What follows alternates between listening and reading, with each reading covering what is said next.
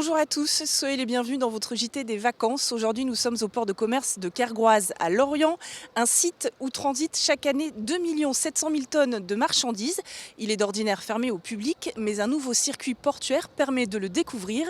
C'est ce que nous allons voir dans quelques instants. Mais d'abord, place à l'actualité bretonne avec les rédactions de TBO, TB Sud et du Télégramme. On en sait plus sur le virus qui touche des tomates du Finistère. Les deux serres contaminées sont celles d'une imposante exploitation du nord du département. Le virus inoffensif pour l'homme se propage très facilement. Heureusement, il semblerait qu'il y ait peu de risques de propagation. L'exploitation infectée a été placée sous séquestre complet et les serres les plus proches se trouvent à plus de 2 km. Le député européen breton Pierre Karlesquin a été élu ce mercredi matin président de la commission pêche au Parlement européen. Il succède au Britannique Chris Davis, c'est lui qui l'a annoncé sur son compte Twitter. Il s'est dit heureux et a promis un mandat dense, notamment avec les accords de pêche avec le Royaume-Uni et la pêche durable. Et si le Finistère devenait le premier département connecté? C'est le projet du syndicat départemental d'énergie et d'équipement du Finistère qui a présenté ce mardi son plan Finistère Smart Connect. Son but, connecter les équipements publics pour améliorer leur gestion et limiter leur consommation. Par exemple, d'ici 2021, 75 000 points d'éclairage urbain pourraient être gérés et optimisés à distance. D'autres secteurs sont aussi ciblés comme le réseau d'eau potable, la gestion des déchets ou encore le stationnement. Ronan Lemoal revient sur son départ d'Arkea. L'ancien directeur général du groupe bancaire explique que ce n'était pas précipité et qu'au contraire, c'était une décision mûrement réfléchie. Il explique son envie de se concentrer sur des projets entrepreneuriaux, notamment d'aide au financement des entreprises. Son interview est à lire ce jeudi dans le Télégramme et sur le télégramme.fr. 31 jours, 23 heures et 37 minutes, c'est le nouveau record de la route du thé établi par Francis Joyon et ses 5 hommes d'équipage. À bord de leur maxi trimaran e-Export, ils ont quitté Hong Kong le 18 janvier et franchi la ligne d'arrivée sous le pont Queen Elizabeth II à Londres ce mercredi matin.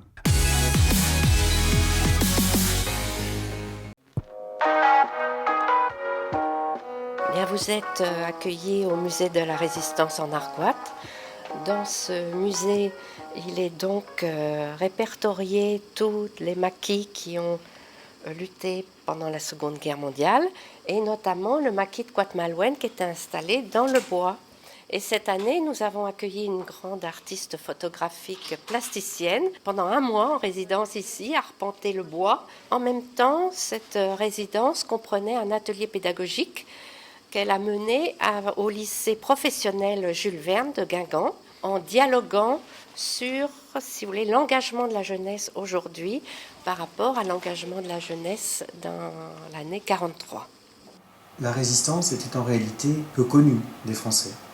Cela est d'autant plus vrai lorsqu'il s'agit des maquis, ces camps qui se sont développés à l'écart des communautés humaines. Pour lutter contre cela, les résistants ont, dès la fin de la guerre, filmé ce qu'avait été la résistance. En même temps, Sophie Zénon a travaillé sur les vidéos que vous voyez derrière moi. Ces vidéos-là font partie de rushs que nous n'avions jamais vues encore. C'était la famille Delattre qui les avait et ils ont décidé de donner tout le fonds Delattre à la Cinémathèque de Brest. C'est pour ça qu'on invite à découvrir ces archives qui sont vraiment exceptionnelles.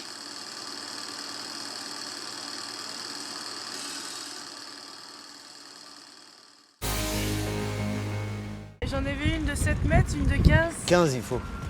15 mètres, il était trop épais, on avait vu.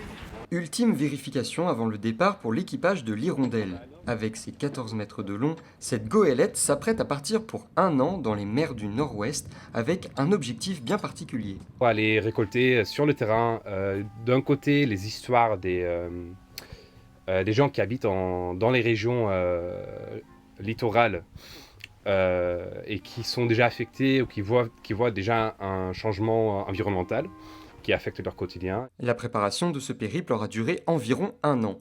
Une levée de fonds a même été organisée car la goélette qui vient du Doubs a nécessité plusieurs semaines de travail de restauration, mais aussi... C'est bien sûr la recherche de partenaires qui nous aident pour l'achat d'équipements, que ce soit l'équipement de sécurité ou les vareuses que nous portons. Pour transmettre les récits de ceux qui vivent le littoral et agissent pour le préserver, l'équipage a prévu de recueillir une centaine de témoignages. Pour les aider, une trentaine de bénévoles viendront les rejoindre à bord. Moi, je vais passer 3 mois sur le bateau et ensuite je vais laisser la place à d'autres bénévoles. Ce qui me plaît, c'est la mer. Je suis plus spécialisée dans la voile et du coup, je viens en soutien plutôt technique voile. Et après, c'est le partage, la communication avec la nature qui est beau et qui correspond totalement à ce projet. Le départ du voilier est prévu à la fin de la semaine, direction les îles Scilly, au large de l'Angleterre. Et nous sommes de retour au port de commerce de Lorient avec Carole Boussion. Bonjour. Bonjour. Alors c'est une nouvelle visite qui est proposée dans le cadre des circuits portuaires. C'est 2 heures au cœur des docks. Expliquez-nous un peu l'enjeu de ce nouveau rendez-vous. Donc effectivement, depuis 2007, on a développé différents parcours pour découvrir les activités maritimes de la rade de Lorient, au port de pêche, dans les chantiers navals, à la station Ifremer ou Idémer aussi. Et donc dans la continuité de tout ça, donc aujourd'hui, on peut découvrir le port de Kergrouaz. Qui était fermé au public.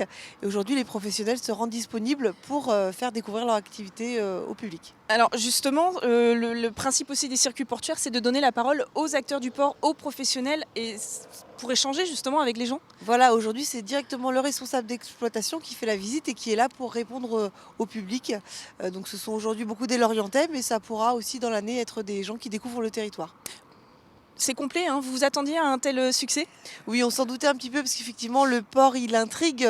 C'est quand même assez impressionnant de voir ces cargos et ces grues là, sur la rade de Lorient. Donc on se doutait effectivement qu'il y avait beaucoup de questionnements. En plus, ce sont des activités qui cohabitent de manière très proche aussi avec les habitants du territoire. Donc c'est aussi des enjeux de cohabitation et puis de découverte des métiers aussi. On souhaite aussi faire découvrir les innovations puisque c'est un port qui a su évoluer en faveur du développement durable, pour l'efficacité aussi avec des équipements qui sont efficaces aujourd'hui. Donc on va aller voir le responsable du développement du port de commerce de Lorient. Merci beaucoup. Je vous en prie.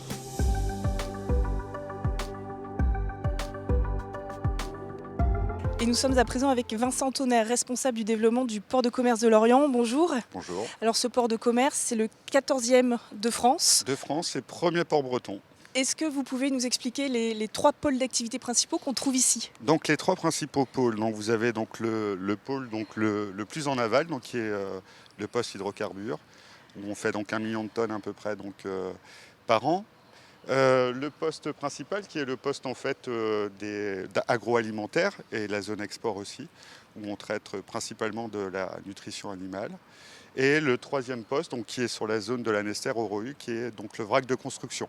Alors ici, on se trouve sur le quai aussi des paquebots, activité qui évolue chaque année. C'est fortement développé ?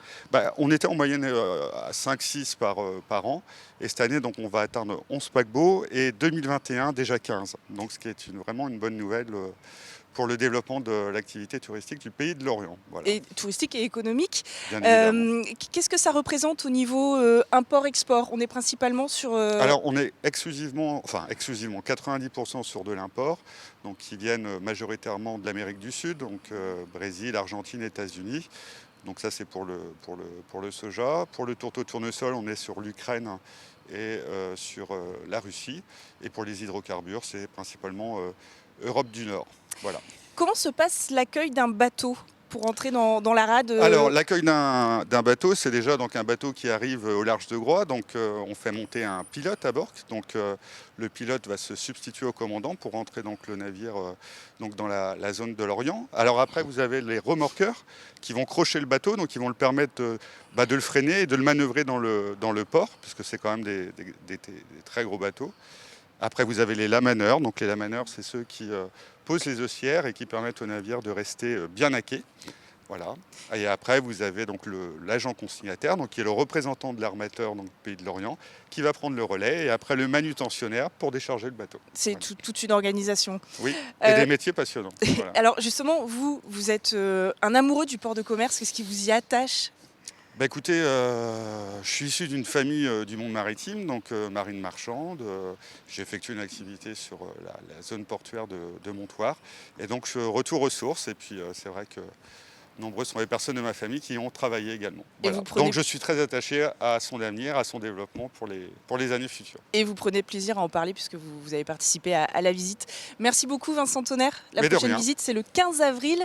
Merci à vous de nous avoir suivis. On vous souhaite une très belle soirée sur vos chaînes bretonnes.